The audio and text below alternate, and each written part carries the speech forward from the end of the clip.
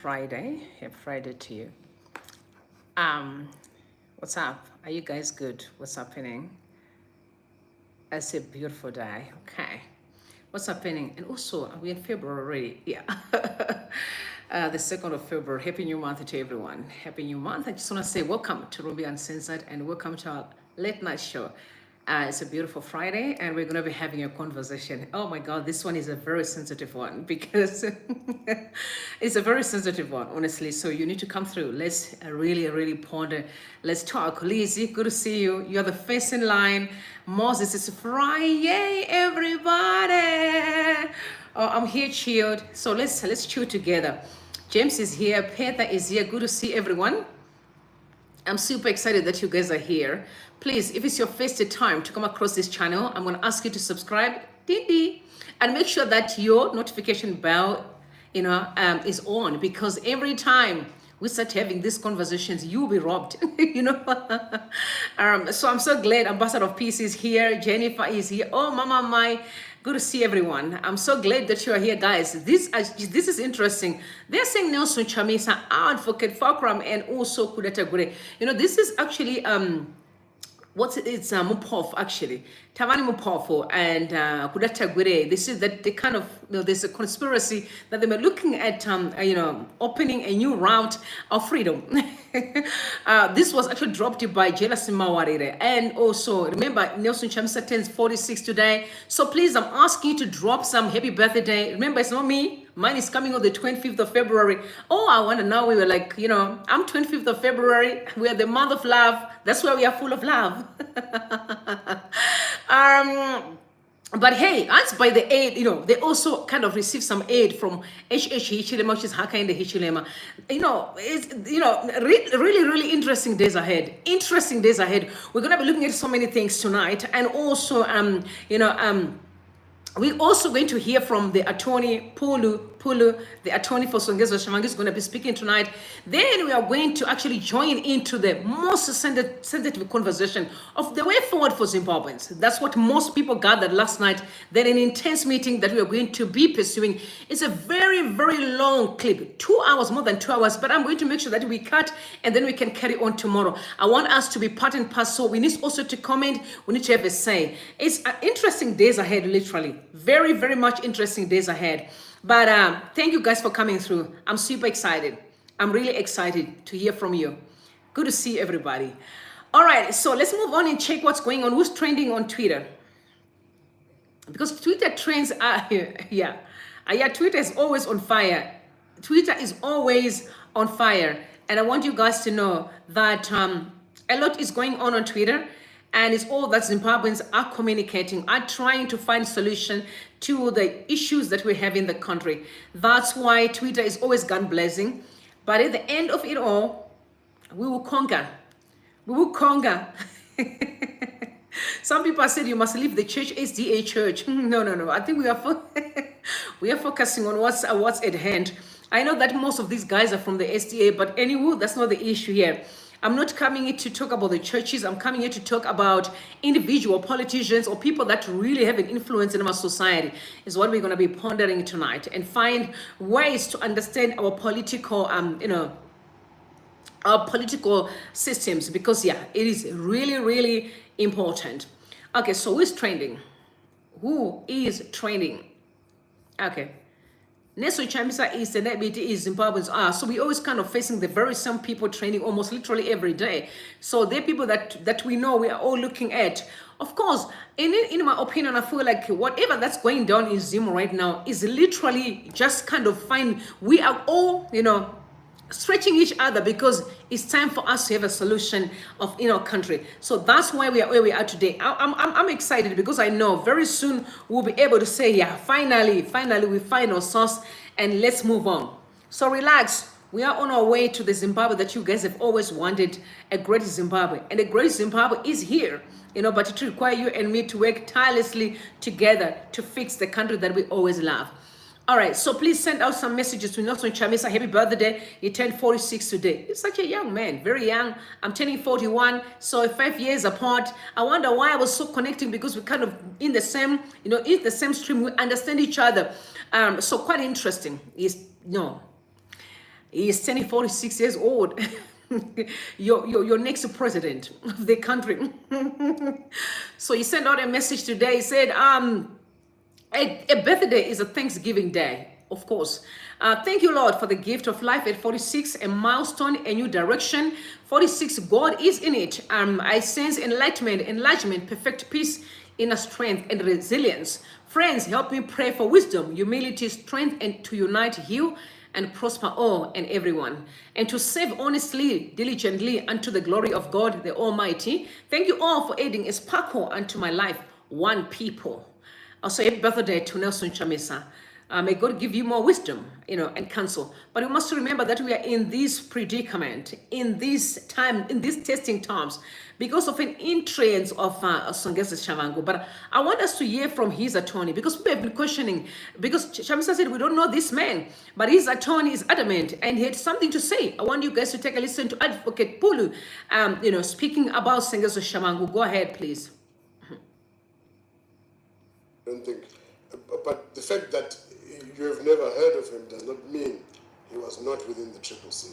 He certainly was, and I know him personally. Before that, he was in the preceding organization of the MDC Alliance. He was a member, of the National Council, and before that, he was a member since 2000 of the MDC. He was the second chairman after Morgan Comich of Matabele North for quite a number of years. So he's someone who is well known, and certainly he would have been known to Chamisa. I think sometimes if we want to dismiss somebody, characterize it properly.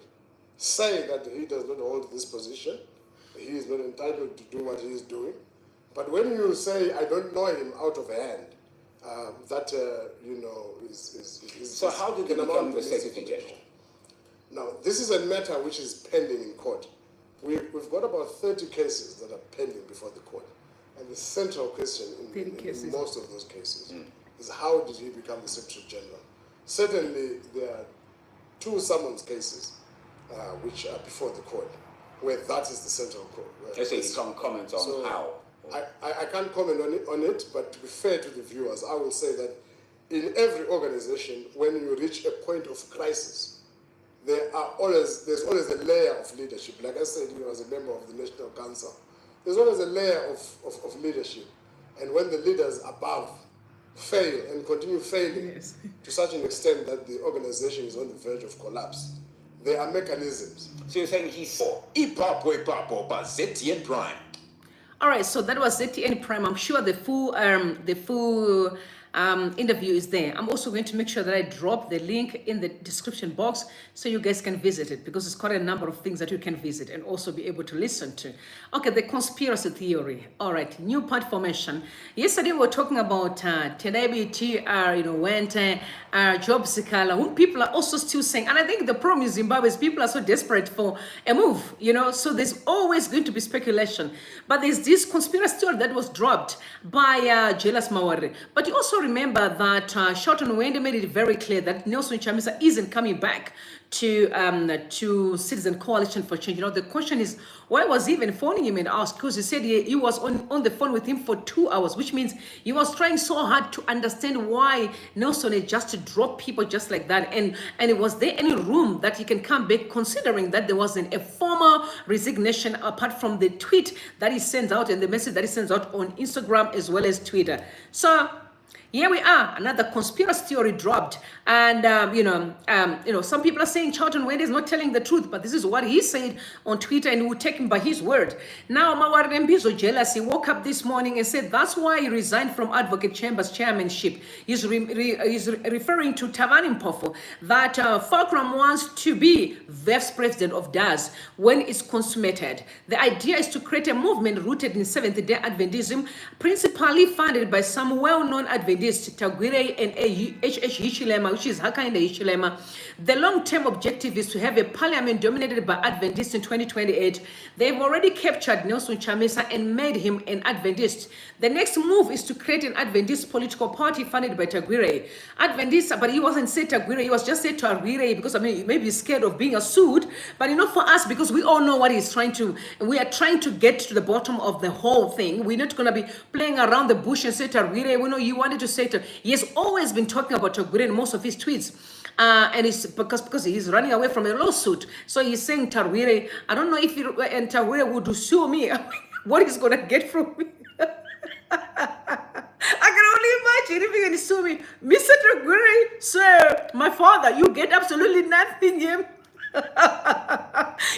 But the best person to sue the politicians, sue that one. That's always showing material things on social media, because Jealous has a tendency of showing his cars, his latest bike, his house that he has built, because he's always been affiliating with the regime. So of course, everyone who affiliate themselves with the regime, they are exposed to material things. And Jealous has that tendency, and I've rebuked him on Twitter, and I said, sir, you have such poverty mentality. Stop that. Let's focus on building a country. And, and he said, why can't you block me? But all I'm just saying is, Tagwirei, if he's trying to sue me, he's going to get absolutely nothing.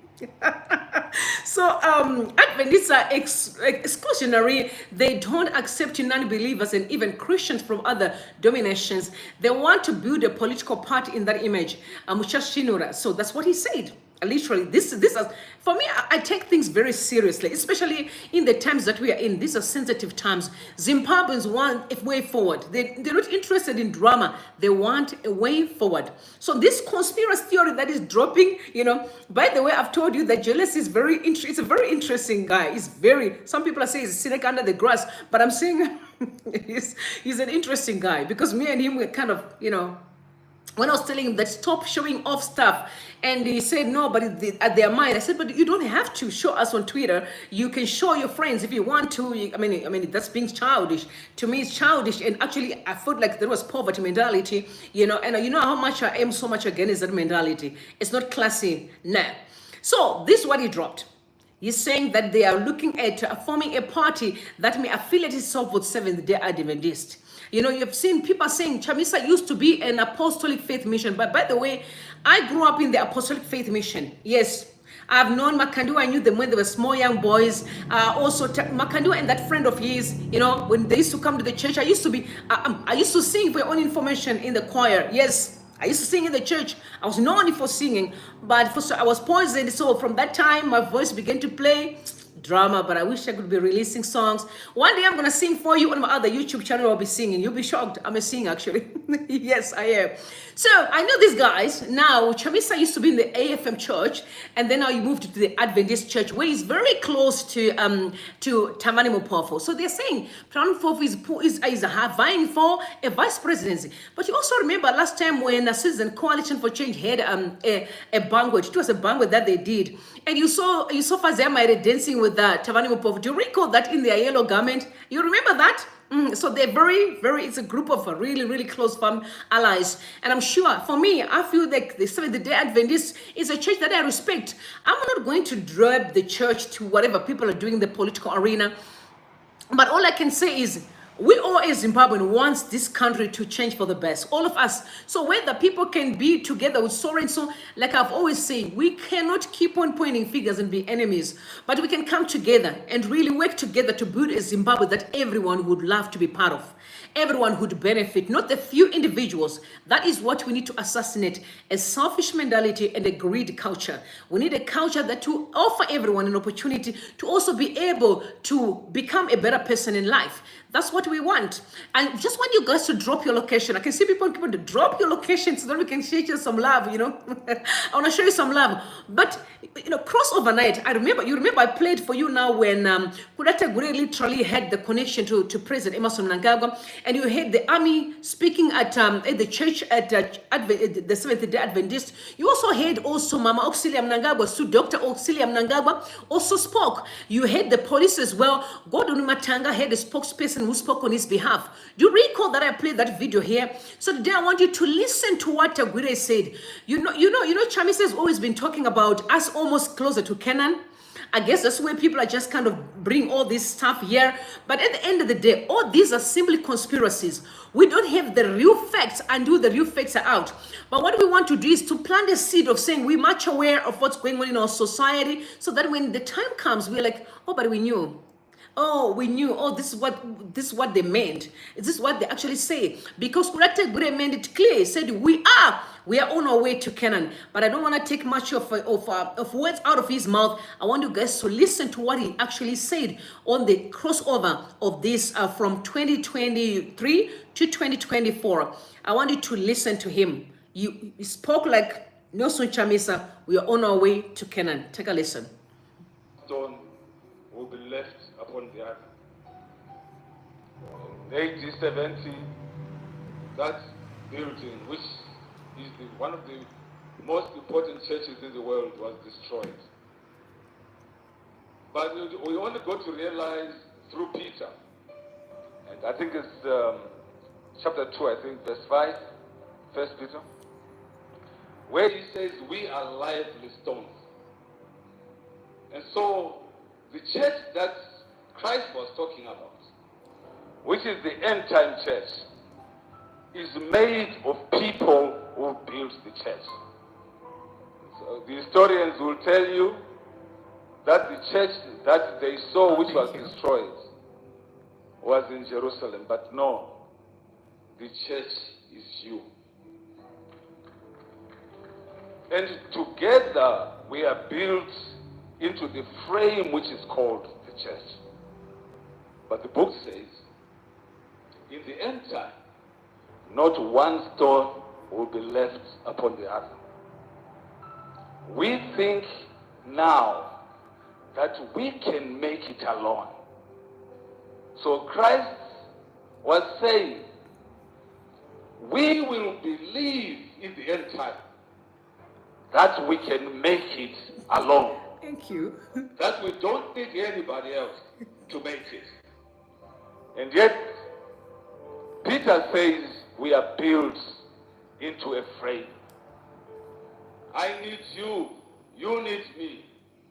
The world is telling us that you don't need anyone else.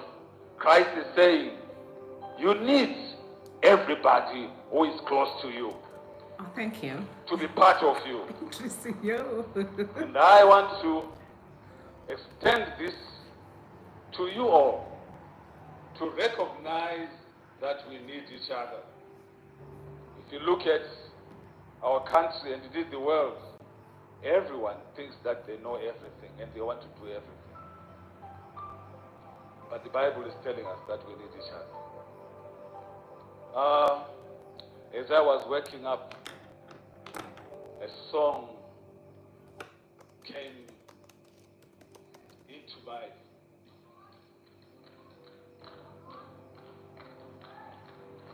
I didn't know this song in Shona. I knew it in English. Come on. But I sang it in Shona for some reason. Dino Mira, Pachoda.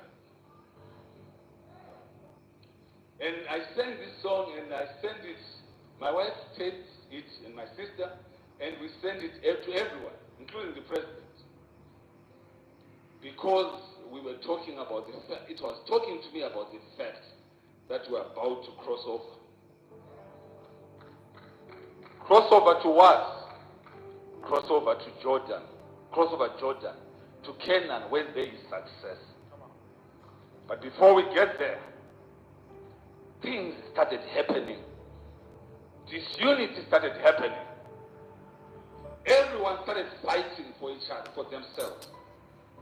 But we were being told we are about to cross over. And I was reminded by God, as I am reminding you, that as we are to cross over to prosperity, let our eyes be fixed on the prosperity in Jordan, not on the now. Because Jordan is just a bridge that we are crossing over, and we are going to be in Canaan. I want to tell you, our eyes must be fixed into Canaan, not in the troubles that we are facing on the other side. And when we are together as a family, united in this common cause, we are going to cross over. We need the pastors to step on the water so that it might become. We need the soldiers to fight for us because there are still wars to fight. We need prayer warriors to pray. Oh, that's We so need cute. you to take Chamisa. your position Oh. as we cross over. Let us look at crossing over. Not at now. When we think about that, we will think, and I like my soldier because they talk about being comrades, the camaraderie, that we no one must be left behind. We must grab everyone on our side as we look over. That is the hope that I give you. And I ask my friend Everton to sing this song with you. Oh, And that's so obviously, cool. we are going to have some other things that we're going to do. I want to ask Everton to help me sing number 47 as we focus on the prosperity to come. You heard him. Yeah, we are almost crossing over to Canaan. I also mentioned that there's going to be a lot of bakery prior to us getting into Canaan. And he's talking about we need to focus on the prosperity to come. You know, we love to take people by their own words. Yeah, because everything is on record. We will eventually visit it because he was saying, no, he was not well. He's oftenly, have his Christmas holidays out of the country. But this time, from now onwards, he's going to be in Zimbabwe. That's what he said. That's Kuda Tagwirei. You heard him talking about how we are almost crossing over to Canaan. I told you that very same day, the army spoke. And I was questioning, why did the army have to speak to the Seventh-day Adventists and neglect the entire Zimbabwe? Because they spoke. The President Emerson Mnangagwa spoke, Dr. Oxenia Mnangagwa spoke, and also the police as well, as the spokesperson for Godwin Matanga also spoke, and I was asking questions, but why at the church for Tagwirei and then neglect the whole country? But it's a story for another day, because what I wanted you to hear is what people are busy alleging that they want to work together. And I don't know why he's dropping all those stuff, keep on accusing. It's not the first time for me to hear that, Tagwirei and Nelson Chamisa, they're doing business. I even say to them, under normal circumstances, there is nothing wrong you doing business with someone from a different political party. There is absolutely nothing wrong. The only challenge we have in the country is because our political space is very toxic. It is manipulative, it's controlling, there's deception, backbiting. So for that reason, if you move with someone else from a different political party, especially ZANU-PF, because people are always accusing ZANU-PF of buying people, buying people to destroy, buying people to connive, buying people to also, infiltrate. So for that reason, anyone who just kind of stand with the ZANU-PF person, there's an issue of selling out.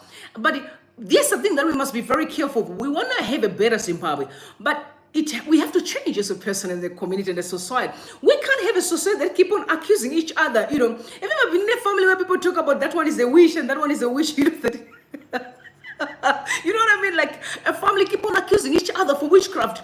It's hard for the young children to be raised in that space, because how can kids grow in a place where they always hear that someone else is a witch?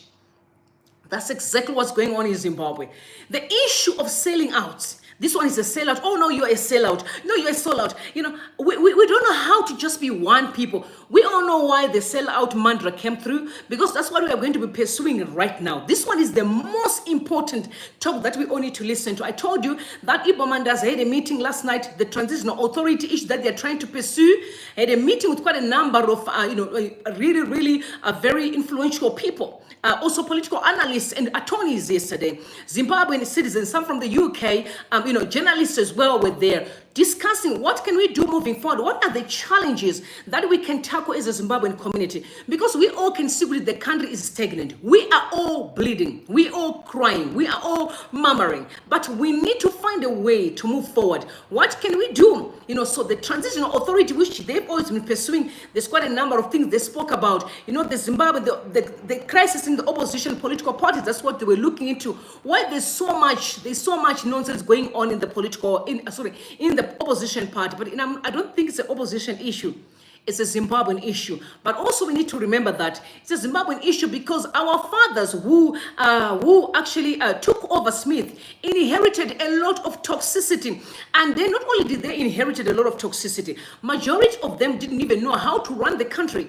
So imagine being toxic and at the same time we don't even know how to actually lead the people. Then that's going to be a mess. That's why we are in this predicament. But let's listen. What are they really discussing? What are they talking about? But they're digging this whole issue very seriously. And I want us to pursue it. All of us, we need to pursue it and listen to what Dr. Mandas and all the guys are saying about the way forward. What can we do to move forward as a Zimbabwean community? Please take a listen. Does that? You have just said before that the Zimbabwean state is incapable of reform. So who does that? I'll come back to you on that question. Let me go now to Jackie Sunday. Jackie, my question again. Aren't we focusing too much on the opposition instead of looking at the realities of 23rd of August, a failed election and a state which is incapable of reform? Jackie? Jackie there? Oh, thank you. Jackie? Jackie's not there. Yeah. No, you heard my question. You heard my question? Yes, I heard your question. That ain't we focusing too much on the opposition. I think the current problems that the nation faces are two-pronged. Obviously, naturally, we are used to blaming ZANU-PF for all the problems that the country faces, which is well and good, because ZANU-PF has actually shaped the political discourse of the country since before independence. I've heard talk about the concept of a sellout. The concept of a sellout started pre-independence during the liberation struggle itself, which was a non-tolerance to anyone who is deemed to have sold out, with devastating consequences, and mainly it would lead to death. So that was an instant execution of anyone who is deemed to be a sellout. And that aspect of a sellout, because this was being done in the villages where the liberation fighters were based or were housed or were hosted. This is a culture now that is in us, where if someone is not agreeing with you, then they are bound to be called or labeled a sellout. Now, this is said in that it actually tends to silence discourse and to silence good ideas. Because if your idea, no matter how good it is, and it is not directly supporting the whoever favorite politician or favorite officer's views, then no matter how good what you are saying is, it will not be taken because now we are labeled a sellout. So we should move away from idolizing individuals and critiquing ideas. And as Zimbabweans, we are so focused on one individual being a savior for the nation. Excuse the pun. One individual is seen as the one who's going to rescue Zimbabweans from all their problems. But that is not what. But what if that is not the case? What if it's supposed to be a joint effort and there's no one person who's particularly supposed to be that intelligent and that strong and that tough that they're going to outwit ZANU-PF and maneuver their way into power and save the nation? What if it's a joint effort? So anybody who is opposing that person who is seen as the possible potential or viable savior to the country who will save Zimbabwe from ZANU-PF, then it means they will not listen to you. And unfortunately, this also gets to the leaders. We saw this happening with Morgan Tagwirei himself. I think it actually then gets to the leaders themselves that I am the savior, that I am the hero, that I am the one. And they then let that get to their heads and silence any other contribution that may come from the people around them. And this is said because we are silencing good ideas, we are silencing brilliant solutions, which may actually propel the country forward. But as long as it has not been said by the person that is deemed to be a favorite, then that idea is as good as nothing. We need to move away from that. We need to move away from the concept of sellout and be able to debate issues and ideas and be able to criticize even those who we deem to be our potential saviors or our favorite politicians. They need to be held to account. I've heard some of the contributions which have been made. And it has been difficult for some of Chamisa's colleagues or supporters to take responsibility. We need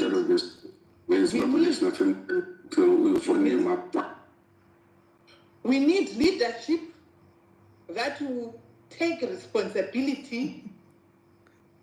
Leadership that will take responsibility when they are to blame or when something goes wrong.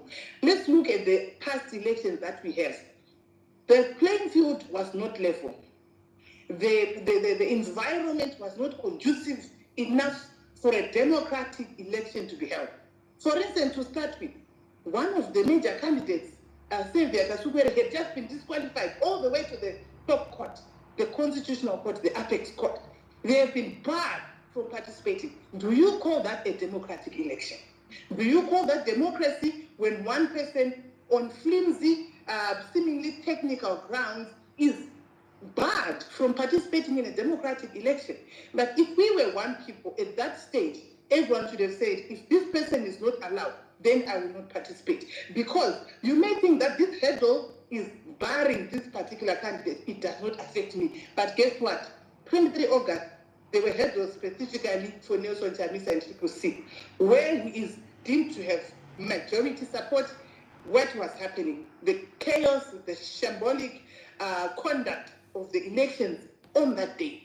Then even on that, even if you had said, okay, let me participate, perchance I'm going to win. At that point, what happened on the 23rd of August, one would say, I am pulling out. You don't need to wait for results of a shambolic, of a sham election. You don't need to wait for the results for you to declare that these results are irrelevant. They are improper, they are unconstitutional, they do not come or they are not derived from a constitutional process, from a democratic process, and therefore I will not validate this sham process by endorsing it, by participating in it. That did not happen. So there are missed goals, there are missed opportunities that could have maybe seen Zimbabwe's problem addressed in a more robust manner. And here we are now. So there was a SADC report. Yes, Jackie, how do we reset? Yeah. Go back to the SADC report. Yeah. How do we go about that? Mm-hmm. I am afraid that is water under the bridge. No matter how much we may try and appease our supporters to say, no, we can still hold on to SADC. Everything has got a timeline of survival. And especially in politics, you need to move swiftly, you need to be agile, otherwise that boat has sailed. I do not think as of now, because now we are dealing with we are saying that it's too late. We are saying it's too late to discuss. I think I would want to say that my personal opinion and analysis, I think that we cannot still say we are banking on SADC, because that golden opportunity presented by SADC, it only needed Nelson Chamisa to say that I am not recognizing this result, not after the results have been announced. I'm not recognizing the process because of the chaotic manner in which it has been conducted, because of non-compliance with legislation and democratic principles. I am not endorsing or I'm pulling out. And then that would have brought everyone to the table, including SADC. But at the moment, way after the general election, now we're looking at an internal process which is not which does not have the benefit of oversight by international observers. This becomes an in-house issue, and people will be soon focusing on other regional elections which are taking place or which have taken place after the Zimbabwean election. So what we need in Zimbabwe as opposition leaders are people who are agile, people who act quickly. And also I would want to go back to my colleagues who have been contributing and saying that no, there was justification for lack of structures in a party which wants to participate in democratic processes. Now, if you want to attack something, you have and promote, you're saying you are attacking the authoritarian rule of ZANU-PF, and we want to promote democratic principles in our country.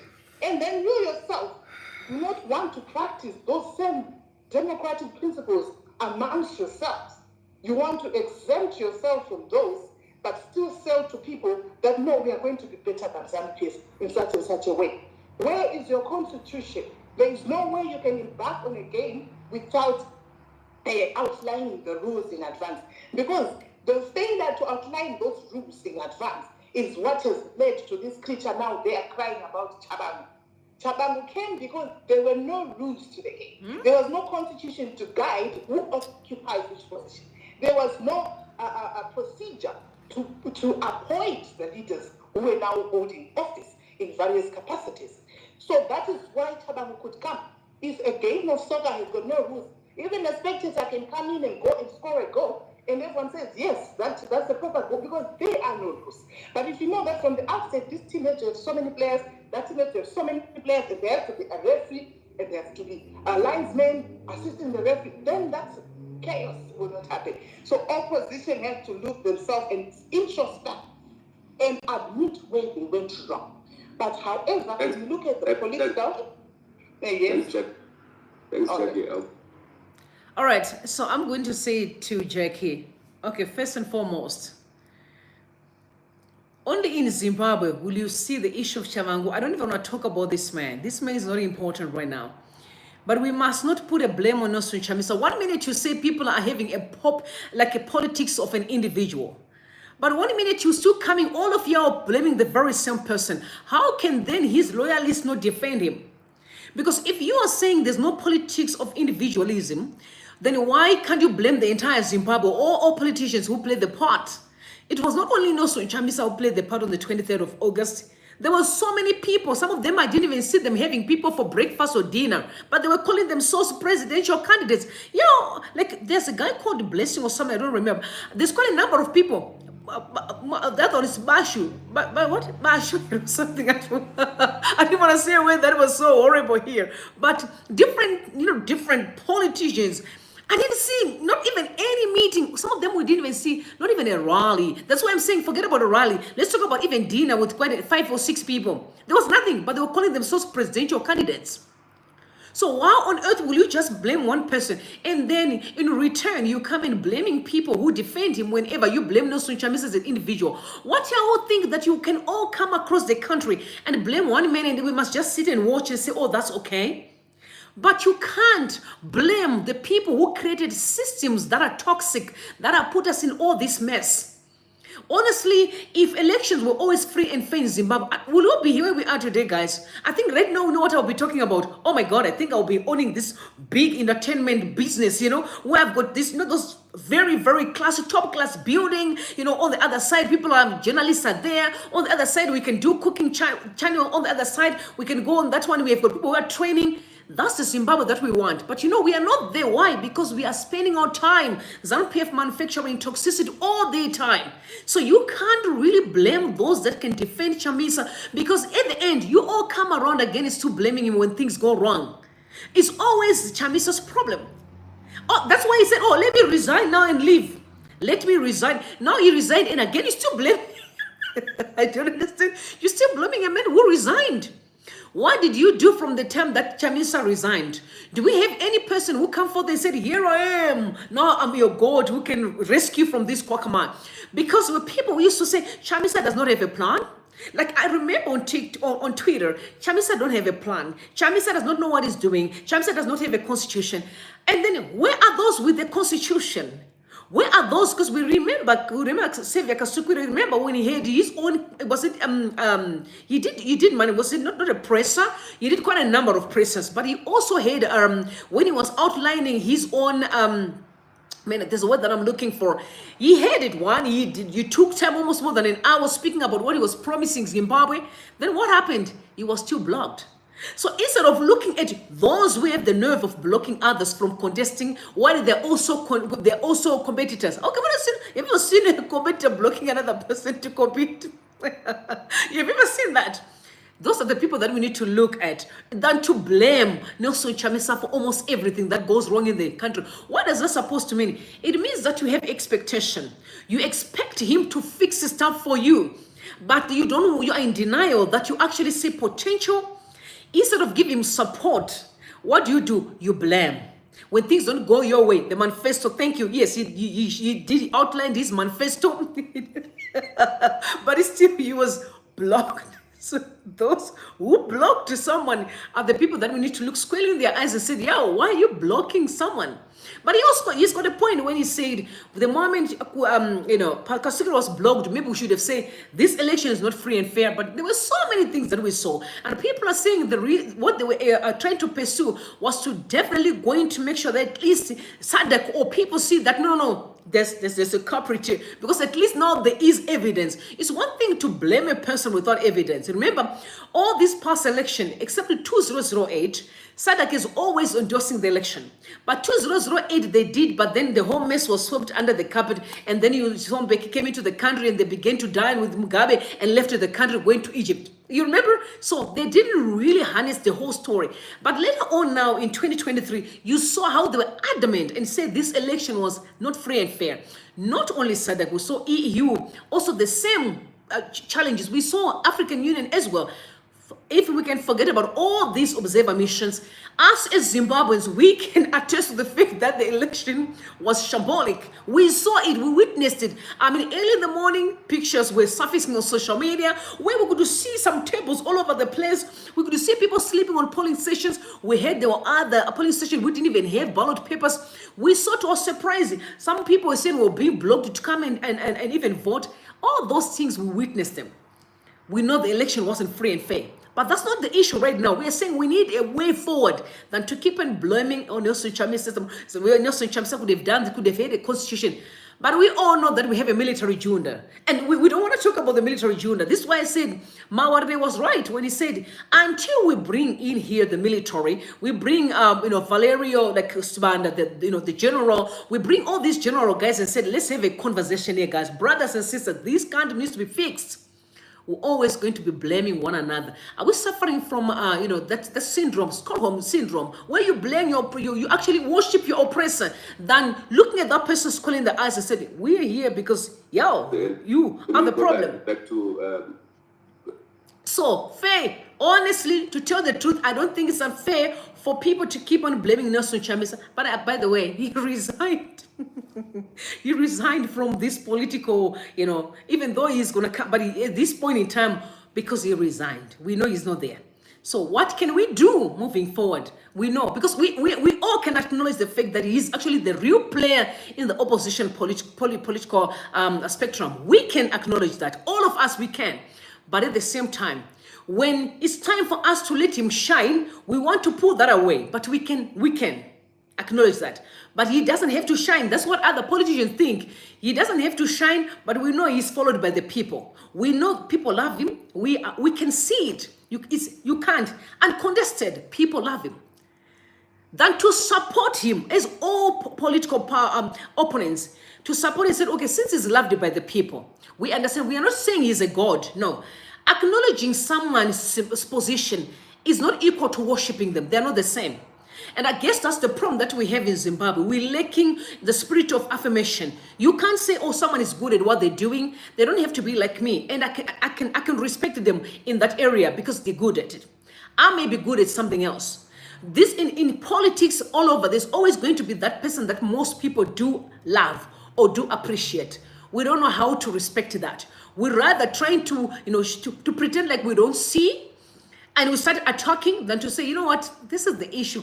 What can we do to work with everyone else so we can build a better Zimbabwe? But anyway, now let's listen to Advocate Brighton Matebuk. I told you he's a man of great minds. He's a wise man. Let's listen to his pushbacks, please. Brighton, Jackie has said that the window appears to be closed. Discussion of SIOM is past. It's what under the bridge. Do you agree to that? I don't. Now, I have to begrudgingly and reluctantly accept that reality, Paul. I think essentially what we are looking at is what I highlighted earlier. The consistent and deliberate brutal attack on Chamisa and the CCC by the regime was specifically designed to take away CCC and Chamisa's agency in the SIOM SADC process. So once that falls away, it's then difficult, in line with what you highlighted earlier, to then find the basis upon which it can be argued that there is somebody who is got the local standi to appear before SADC and push through that process. I mean, in my view, that shouldn't be the case, because ultimately, the continuation, the current crisis is a continuation of the unresolved matters from that sham election. So what that entails, I'm struggling with my voice because of that COVID situation, so bear with me. So what that entails is that it is the regime's primary focus to delegitimize a Chamisa that then arises outside of CC, say that he is too connected to that process, or a CCC that would want to push that process minus Chamisa. I mean, ultimately, what we've agreed earlier is that it is not just CC we're talking about. We're talking of the civic space as well. That's been destroyed. You know, we could have seen a coalition of political parties, civic organizations coming together, push through that process. But all of that has been ruthlessly crushed as well.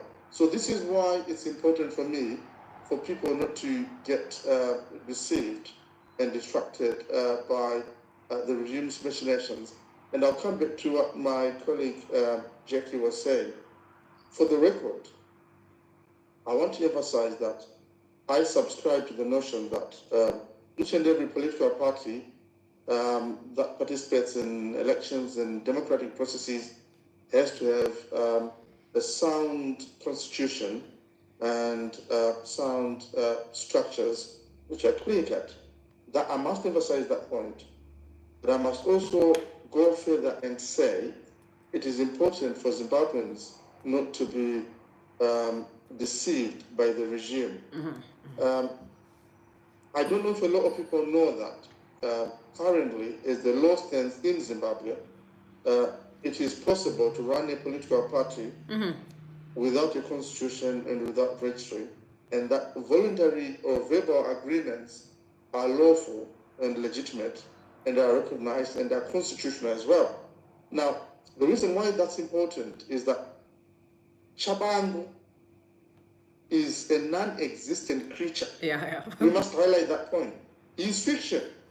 There is no basis. I dare my colleague Jackie today wake up and say, and appear before the courts and say that she had a position in CCC, or find someone, a low-level person who claims they have a position in CCC, and see if she will succeed before the judiciary, and see if she will succeed before Parliament in whatever political steps that she's going to take in line with with the steps that Chabangu took. There is a clear convergence between the deliberate steps that Chabangu took and the political objectives of ED and his regime. That convergence should never be missed, and people should not be naive when it comes to that factor. You know, we are looking at a clear political objective. You're looking at your Scots coming into play. You're looking at the two-thirds majority coming into play. And it is downright naive to think that Chabangu could just come and exist and participate and create a platform for ED to increase his parliamentary tally, which then raises his two-thirds majority purely because of grievances. Who's on shift tomorrow? Both of us. What's to be done? What's to be done? I mean, if you can just conclude in terms of what's to be done. Shall we give up, as you suggested, that Siom is water under the bridge? You also almost dismissed the idea of a broad coalition of opposition parties. What should be done? I'll come to that, Prof. Now, I haven't dismissed a broad coalition of parties and prominent figures. What's important is the political values and objectives, that guide any such political figures. And we know that at the moment we are in a season of high political drama in Zimbabwe. We've got certain political figures that are in play. I mean, we've got in the opposition, you've got your Professor Washman Nube, you've got your Charlton Wendes, you've got your diabetes as well. And now we are at a moment in time where there are clear figures in the opposition movement. And my assessment of that situation is this. These people, or these political figures, have not fallen out because of a divergence in political ideology or values. It's been simply a question of egos. That's what we've seen. Now, where you've got such competing egos, and that's the back to Morgan Tsvangirai's days as well, you're not going to achieve one of the political objectives that you want. So it's not just about quantity, it's about quality as well. So qualitatively, what have we got? Do we have political figures within the opposition movement and in the NGO sector as well, with the political grievance, the integrity, the commitment that's needed to see through this process? I think that's the key. Currently, there's no one, I think, that can deny that fact that the only authentic opposition voice that's there, which resonates with the grassroots, is Nelson Chamisa. Now, he's not going to be able to do that by himself.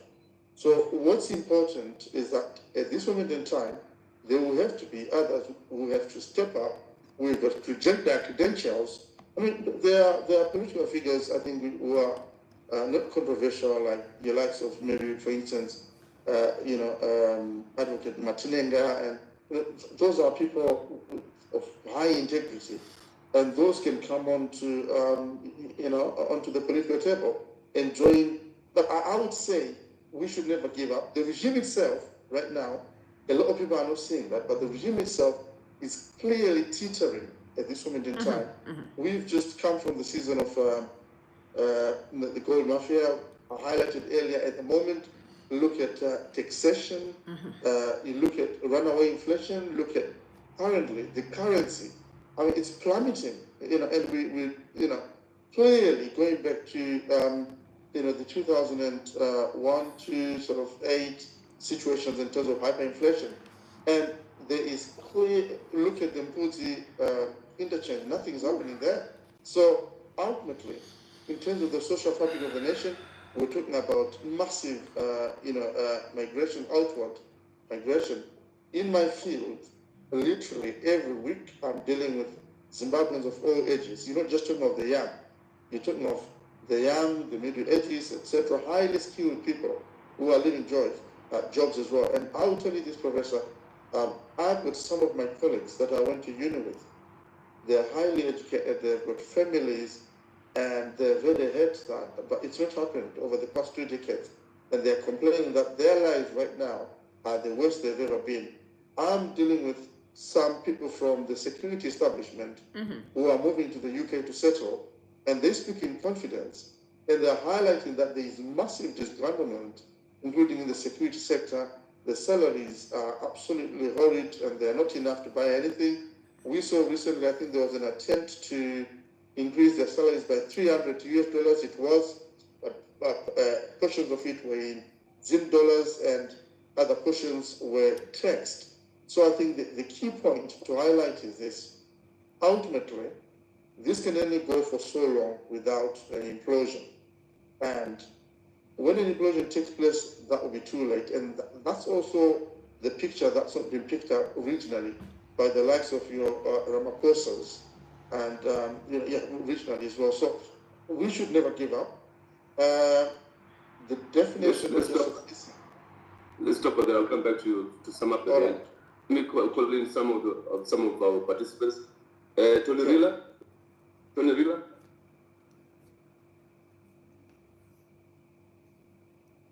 Tony. Thank you. The phrase that comes to my head listening to this debate about opposition politics is snatching defeat from the jaws of victory. As we headed into this election and on this platform, we pointed out quite clearly, with all support from international experts, regional experts, and local experts, that this election could not possibly be free and fair. And so it was. And then what happened was that view was endorsed by SADC. SADC said categorically, this election is not free and fair. Ergo, the government is illegitimate. That's a really important statement. This is not some neat little thing where we go off to Tabo and Constantia and have a little quiet cabal. They've said it's illegitimate. Now, they've not said very much since then because they've been waiting to hear what we think about illegitimacy. And this is the failure of opposition politics. Not just the failure of opposition politics, it's the failure of civil society. So in the interregnum, since the election and where we are now, nobody has proffered a solution to the problem. ZANU-PF says we'll govern, and the consequence of illegitimacy is they have been accepted as de facto, but they're not de jure. They don't recognize that they are legally elected. Where are the statements from the political leaders in the opposition? Where are the statements from civil society? Where are the statements from the churches to say, we accept your view? And if we accept your view, what is the solution? Now, SADC, I believe, and all evidence suggests, that SADC is waiting to hear from Zimbabwe what is the solution. And we know what the solution from ZANU-PF is. De facto will morph inevitably into de jure, as it always has, because there's no other alternative position. And what's the alternative position? Well, the alternative position was put in January 2023 by Ido and myself. We said it's a Lancaster House moment. It requires political settlement, national dialogue, and a transitional arrangement leading to new elections. That's a very clear statement. And our understanding is that's been widely accepted around the region as being an intelligent response to the crisis. But nobody in this whole discussion I have heard has said, where is the position that we as Zimbabweans, opposition political parties, the churches, civil society, labor, the citizens who actually are completely oblivious to any of these discussions, who is saying there is another way? I haven't heard another way except, reform the politics. Let's think about whether this leader or that leader will be much better for us. Where's the position that we take to the nation, and we take to the region, to the continent, and the international community? I'm depressed out of my brain. Thank you. All right, I do remember towards the election, after election, right? We did sign petitions that went around, but I also saw quite a number of statements from the church. And the question is, where were these statements going? Because the last time I checked, they were being taken to SADC. And according to Ibomandas, he was pursuing political settlement. Honestly, and I think we suffer from a disease of letting go of things so easily. When something happens in Zimbabwe, we can quickly find a solution and move forward. You know what I mean? When things go wrong, but we're still burning and burning along the way. We have seen there was a sham of an election. It was seen. That time, all of us across the board could have said, hey guys, we need to find a solution. Where to from the sham of election? But you know what ZANU-PF did? Move and started bring all these nonsense of Songezo Shavango. On the 22nd of this August, you remember the tweet was sent out by Joe Charamba outlining all this that is playing today. Very clearly, it was outlined. It means that they were already prepared. But what about us as a people? Where are we prepared? Because we can keep complaining, but we need a solution on the table. We need to come together. If it is us talking to everyone, must talk. Are the letters being sent, maybe to the police, to the army? Were the letters sent to say, guys, we need a conversation? Were they sent? I don't know. I'm not a politician. But my point is that we need a solution. We can't keep on talking. What are we doing right now to move forward? Because now we're in 2024. You know, we finished elections in August 2023, September, November, December. Now we're January, now we're in February. Time is moving. What have we done thus far to approach ZANU-PF or the leadership of the army that we are saying, the army and the police and whoever we think can also be of influence? What did we do? Because the last time I checked, letters were sent to ZANU-PF, and you remember that Chamisa kept on being blocked to actually meet ED by the ZANU-PF loyalists. You know, this was Newsday who reported that the ZANU-PF hardliners blocked Nelson Chamisa to have a conversation with President Emerson Mnangagwa, and he also confirmed that he kept on writing. Did he write to the army? Did he write to the police? Did he write? You know what I mean? I'm trying to understand, because honestly, as Zimbabweans, we really want to know where are we going as a people, because there's a lot of speculations. We need a way forward. We know we had, you know, that shame of an election. We saw it and we are all aware of it. You know what I mean? We are all aware.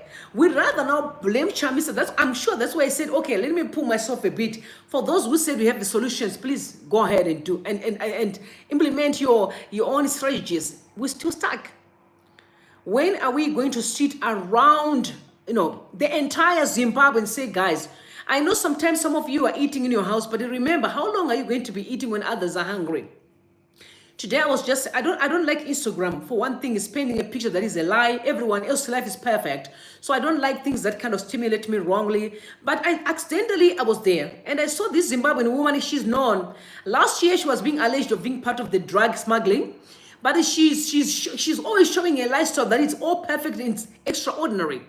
And I'm seeing it, I said, if someone sees this from somewhere, they'll think, oh, people, Zimbabweans are lying that they've got problems. Because she brings all these high-profile women and they do all these parties, champagne, drinking all over the place, expensive cars. And people think, oh, you are lying that Zimbabwe is a problem, because there seems to be women who are living large. Until we realize that there are others who are preaching something that we are not preaching. There are people, as we speak right now, who are showing all these fancy things, and people think, oh, Zimbabwe is on top of the range. Until we speak up as a normal, ordinary people and say, no, we are bleeding. No, we want to see something different. No, we really want our situation to be sorted. They'll think everything is okay. And life goes on. The day is over. Tomorrow is coming. Saturday, tomorrow is Sunday. Time is moving and we're still crying.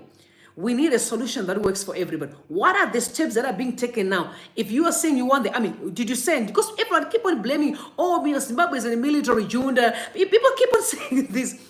We get that, but what are you doing right now so that we can also involve the army? Because remember, before I talk about the army as an institution, you are talking to individuals who are our families. Zimbabwe, we are very much connected through our totems. You are negotiator shiri, vamanoera shoko, vamoera busy. We are like family, you know. And we forget that before we talk about a military as an institution, the people that defend the country, incredible. We respect that. We are one people. We are family. Before we talk about the police, we are one people. If we can understand that family life that we have, that if we can bring that family trajectory, we will have a solution.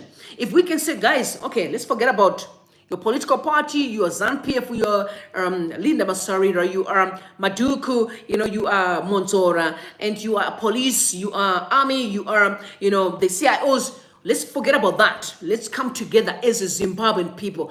I can tell you we'll have a solution. We will have a solution. Because now it's no longer about your title. It's, guys, Ngati Gadzisenyika for everybody. In my opinion, we have a solution. But let's hear what Chipo has to say. Maybe we'll go back to Hopo. Oh, that's Hopo. There's a question raised by Tony. What do you say to that, Hopo? Thank you, Prof. Please, can you repeat the question for me? Well, Tony is saying that there's been no coherent statement from the opposition parties about the SADC report, about what should be done, what's the solution. It's almost as if the disputed election, the failed election is a fait accompli, and that we have, in fact, a de facto government, which may become de jure, if also because of the lethargy on the part of the opposition parties. That And is the question, therefore, is that a correct characterization? And if so, what can be done about it? Thank you, Prof. I think what Dr. Ryler said there is correct because, the main protagonist is the opposition, which is Triple C. And what needed to have been done was to push. I think I've been saying this so many times, getting insults, that in order for the region to take us seriously, we have to engage. You and I know very well that to start with, the level of engagement that was taking place was not seen as serious by the region itself. You and I know that they were complaining about they were basically saying that the opposition in Zimbabwe is not taking this seriously because of the people that they are sending to engage with us. And we raised these issues privately, you know that, Professor Mandaza, but they were not taken on board. Secondly, I'm sorry to say this, but this is the reality. I think the region is not coming back to Zimbabwe until Zimbabwe or Zimbabweans and the opposition create a crisis in Zimbabwe that requires the region to pay attention to what happened, the crime scene of 2023. That election was not just rigged, it was so shambolic and despicable.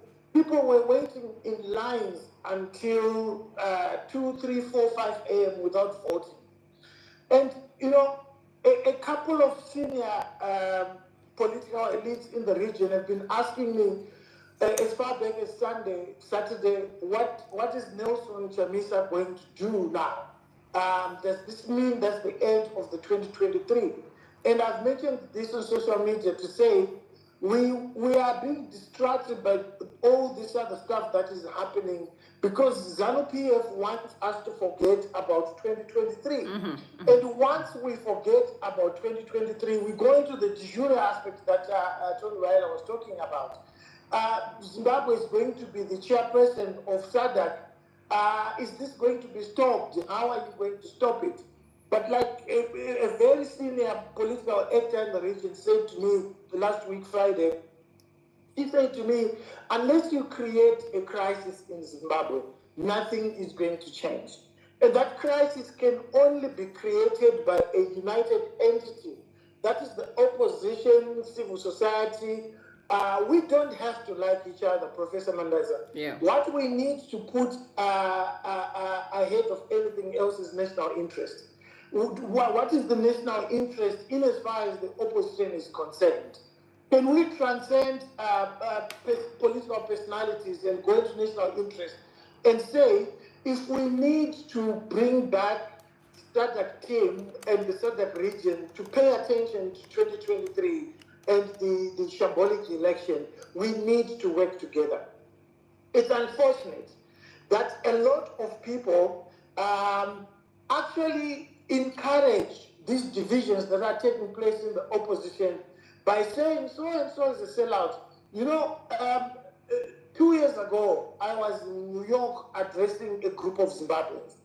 I got a phone call from Advocate Nelson Chamisa. One thing that I remember from that phone call is he said to me, there are two people, Hopewell, that I know that regardless of what happens, they will never sell out. It's Tendai Biti and Sibaya. Those two people will never sell out. And I agree with him. I find it despicable when people go into a disagreement and then we call each other sellout. I don't think Tendai is a sellout. I think there's a problem within Triple C that they must resolve. Because as I said, the main ingredient in getting the 2023 issue resolved, it's Nelson Chamisa and Triple C. So I think we should strive to make sure that these people fix whatever problems are there in order for the national interest to be addressed, and that national interest goes back to 2023. If that thing is not addressed in the next 2-3 months, I can tell you we might as well forget and go to 2028. And the same thing will be repeated again. Yeah. Unfortunately. It's fine, I'll do it. Thanks, Hope. Thanks very much. Thank you. Let me move on to Chipo. Your last word. I believe you have said that cut in the middle of your argument. Maybe you want to add to that? Yeah, I'm here. Thank you for having me again. I think my takeaway from this is that people should not be too disheartened by the factionalism. Only because I think it is in the nature of opposition after fighting for 2 decades, now maybe close to 3 decades. The people that founded MDC in 1999 and the people that supported them are very different from what the majority voter looks like. So a lot of these conversations that we have about opposition politics and who's supporting them, I think sometimes we miss the fact that the majority of voters weren't born in 1999, or if they're my age, we were children in 1999 and could not vote and didn't know anything about politics. And now we are the adults. And those that are younger than me, this is the majority of voters. So when we talk about Zimbabwean politics, when we talk about engaging citizens, we're really talking about engaging a generation that has no historical memory of the opposition. Their memory of the opposition starts in the last decade. So for somebody who knows the opposition in the last decade, it's really hard to convince them without doing it properly that the opposition is the way forward, that continuing in politics is the way forward, because they spent their entire childhood seeing a country that is fragmented, seeing an opposition that's continuously brutalized and losing elections and suffering from stolen elections. So that's one. How we engage and think about the citizen has to change. And that's critical, right? That's the job of all opposition leaders. That's the job of thinkers, of journalists, of academics, myself, yourself. That's our job. The next thing is that the opposition factions, as we see them, I don't think Nelson Chamisa is gone.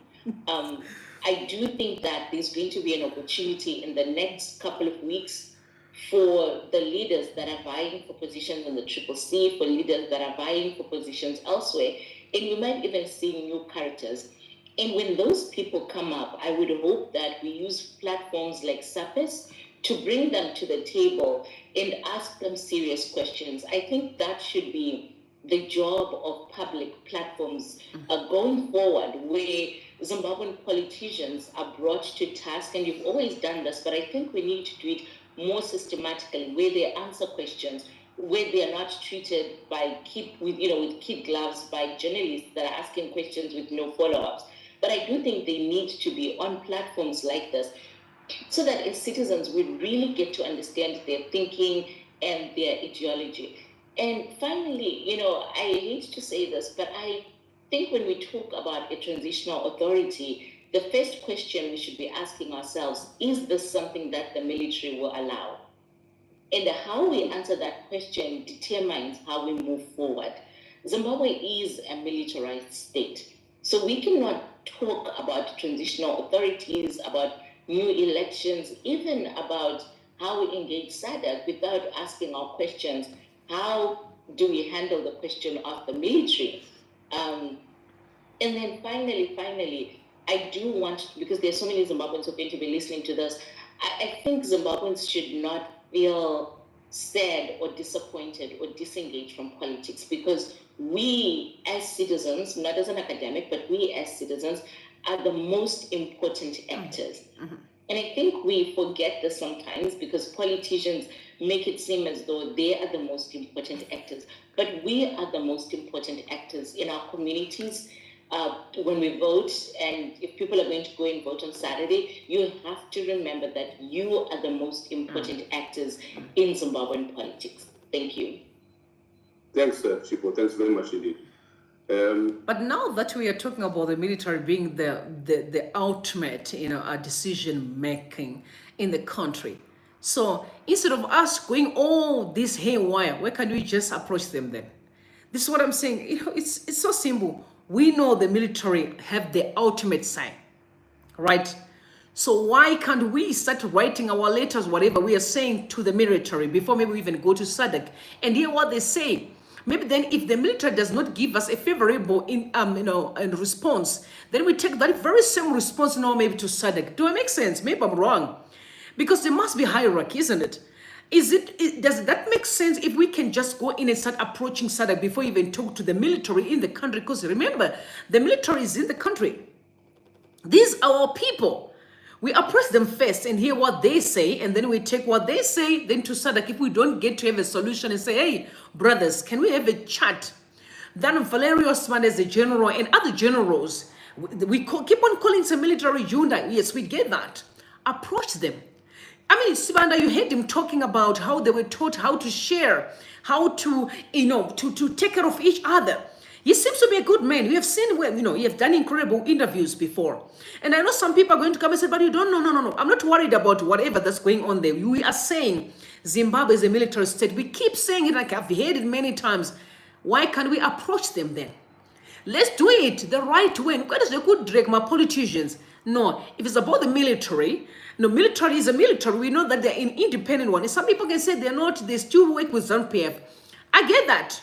But let's forget about them working with ZANU-PF and focus on being the military, the leaders that are making decisions in the country from the time they took over from government in 2017. People, that's what they're saying. They took over the whole state.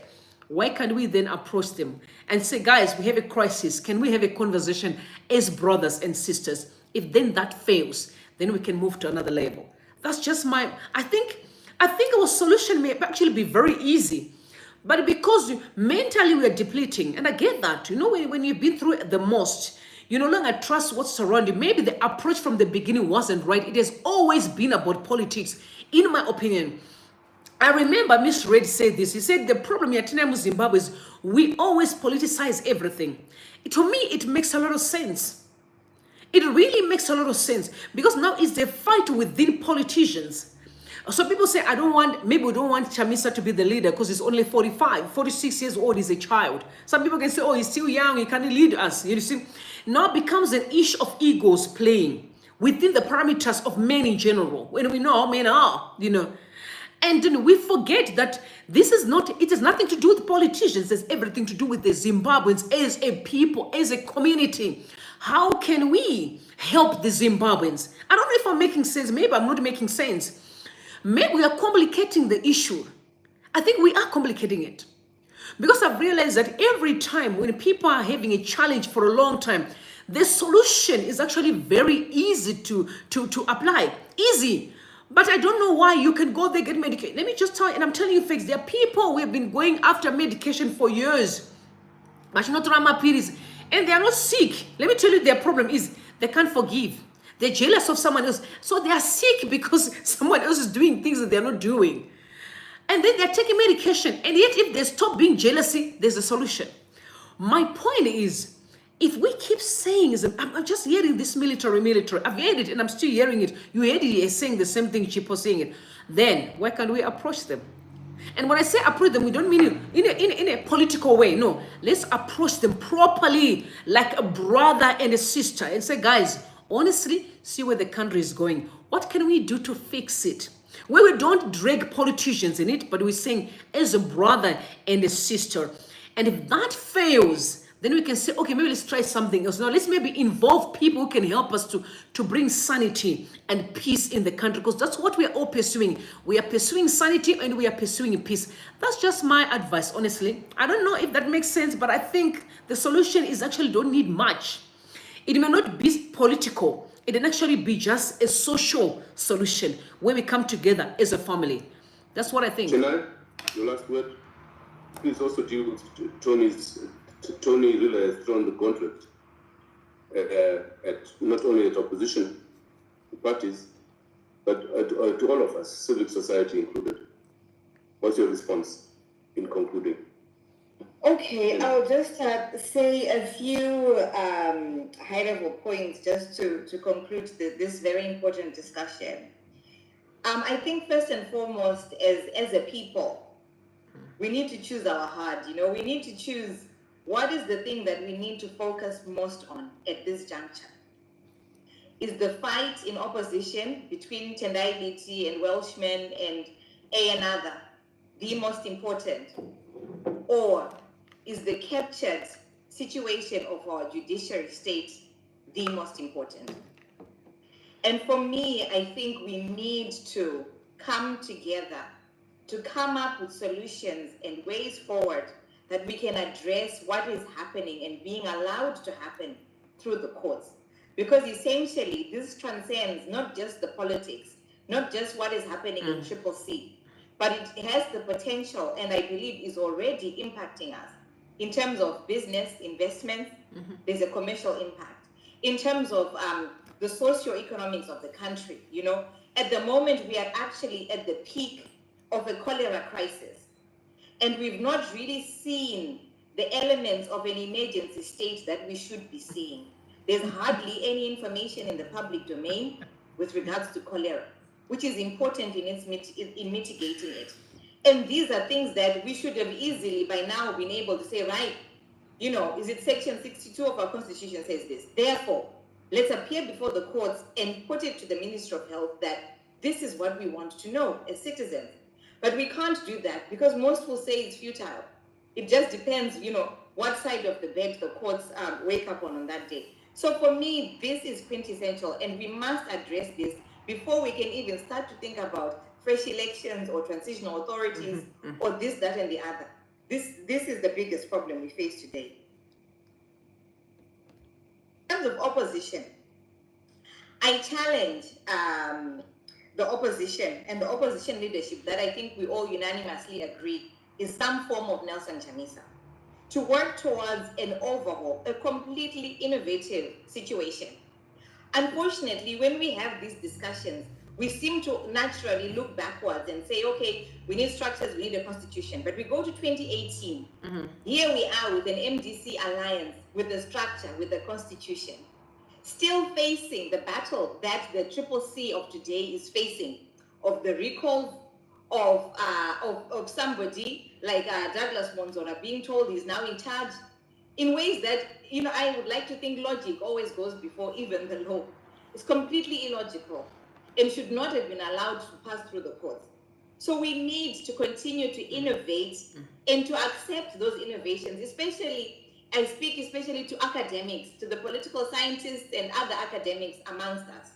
That as we map, as we look at how can we structure opposition in a way that is innovative, in a way that addresses the existing challenges, because we have to remain cognizant of those. In terms of resolving the legitimacy crisis, I think this again needs to come to the fore of our discussions. It needs to come to the fore of opposition politics and civic society. Where do we start from? Who is the best placed in civic society to begin to roadmap ourselves towards legitimacy? Because we can't just afford to wait for the next general election in 2028 without certain things having been reformed in the way that we run elections as a country.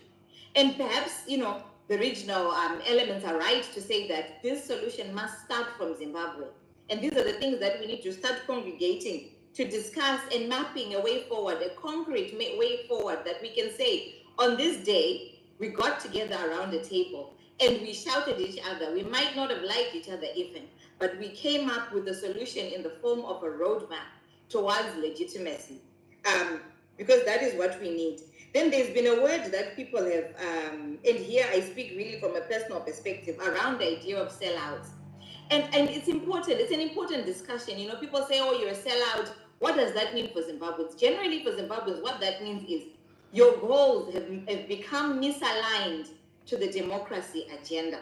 And we should never be silenced from calling those out. And you will find that people will call those out, obviously dependent, I might be novice at doing so, but from my lens, where I feel that there's that fundamental misalignment between an individual's objectives and the democracy objective, we must never shy out of calling it out, and perhaps that gives that person an opportunity to look on and reflect. So I think I've answered your question, Ibo. Am I? Yeah. The solution is simply sitting around the table. And because I can only imagine that if every time we have a problem in the country, we are going to another country, so we're outsourcing our, outsourcing solutions.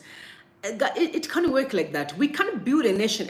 The question we must ask is that how are we going to actually have a legacy as a nation? Because now, okay, SADC comes in, maybe assisting us to find each other, right? We find each other. Next time we have another challenge, what do we do again? We're going again to somewhere else again, to seeking them to come in and then helping us again. I just think we must find each other as a nation until we know this is wrong and this is right. And everyone, which including our children, will know that if you cross this line, people are going to come after you. And I also want to ask you honestly, because there's an issue of the military that people keep saying, the military. When you look at the military, let's just look at the videos you've seen. When they are sitting, during the time for inauguration or whatever, if there's any meeting that you see the military sitting, when you look at those elders, when you look at them, does those people look like people who can terrorize us? Until we tell each other the truth, do they look like people who really wish us to suffer? When you look at them, sitting the way they are sitting, those old men, I'm talking about they are actually people in the country today, maybe young people that you may not know, who are controlling the situation, manipulating the situation. Maybe we just don't want to tell each other the truth. Because I would beg to differ on that, because I know how old people behave and how they think. They would really want us to suffer. They would really see all of us like people hungry, complaining, crying, suffering, people being abducted, killed, some being hurt, and they're okay with that. They are fine with it. I don't think so. I really don't think so. But one day truth will come out. One day the truth will come out. Because honestly, this can't be our life forever. One day truth will come out. God knows one day it will come out, because people are hurting. You can see across the board, Zimbabweans are trying to find a solution, to say, we need a solution in the country. I really don't think our fathers, those people, would really want to say they must suffer and suffer. For what? What are they getting in the end? What are they getting? Because remember, each and every generation is different. And our challenges has always been from generation to generation. What is the problem? What are the systems that we have that we can do away with in order for us to actually be normal again? What is it that we are entertaining that we can actually do away with? Because remember, in the end, it is the benefit of everybody. It's the benefit of every Zimbabwean has to be happy. Everyone can eat, everyone can drink, everyone can smile. Everyone can also be able to say, now I'm leaving again. Because honestly, we are shackled. Seeing people live, most people then in the diaspora are not even living fancy lives. People are suffering. Whether they're going to America, whether they're going to UK, whether they're in South Africa. I know people are paying a few rands to sleep in the bus. Does that sound like a good life for anybody? And does that make us be happy because someone is suffering? We all feel angry and pained when we see our people suffering. So what is so difficult for us to come together and have a solution that will make us be a smiling community again? Not for the sake of politicians, but for the sake of us just being a people. And that's just what I can say. Honestly, that's all I have tonight. Because this whole thing about Zimbabwe, it hurts me the most. Because I'm like, we have the solution, man. We can build that country and we can all be happy. We can smile. We can all eat and drink. So why are we sabotaging each other? Because Zimbabwe is our country. Zimbabwe is for us all. The police, the army, CIOs, our brothers. They're our people. These people, some of them, we went to school with them. They're our brothers. When they're in trouble, we are there. If we find them, maybe getting involved in a car accident, we are there to assist. So what is it that we can't understand? There's just something about us being Ubuntu, being vanhu. Pachivanhu chedu kuva vanhu, chii tapindwa nemweya werudzii wekuti we can't drop. Kuti isusu tiri and mweya wakadai, we can leave it and we can be better. Chii chiri kutitambudza. What is the problem? Why can't we have a solution kungova vanhu again? Every time it's Zimbabwe, mangwana drama, tunomuka drama. Every time it's drama. When are we going to say, guys, drama, we are tired? When is that going to happen? Those are the questions we must ask each other. And I know we have a solution that will last for a lifetime. Because honestly, this culture has to go. This culture is painful. This culture is really, really excruciating. And it has to go by all means necessary. And when people say, you see, there's a word called captured, because that's why I was saying, when people say the police are captured, the army is captured, the judiciary is captured. Who captured all those space? Who is the person? Who are the people we should be first then to say, yeah, guys, because maybe there must be a solution. Please, whatever you need to do, you understand what I'm saying?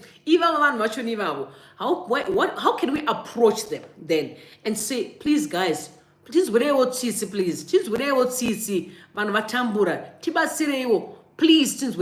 how can we be able to have a conversation with those people? Because I don't know them, by name. I can't, I don't have their names. But for those who know the people, why can't we say, guys, please? How many billions you want? If we can give you, so you can really free us. We want to be free. Maybe then have a conversation as a nation. That's just all I have for you tonight. It's painful. It's a painful conversation. But at the end of the day, we have to have a conversation. So until tomorrow, there's a lot that happened. So we're going to be looking at other speakers tomorrow and really get to understand where to from here. You know what I mean? It's most military, people saying they died. So, we must also keep praying for the country. Let's keep praying so that at least our brothers and our sisters can soften their hearts. There is something so important, called prayer. We must pray so God can soften their heart. I love you all. Sleep tight. And for those that woke up just now, please have a great one. Until tomorrow, I love you. May God bless you and may God bless Zimbabwe. Bye for now. Oh boy.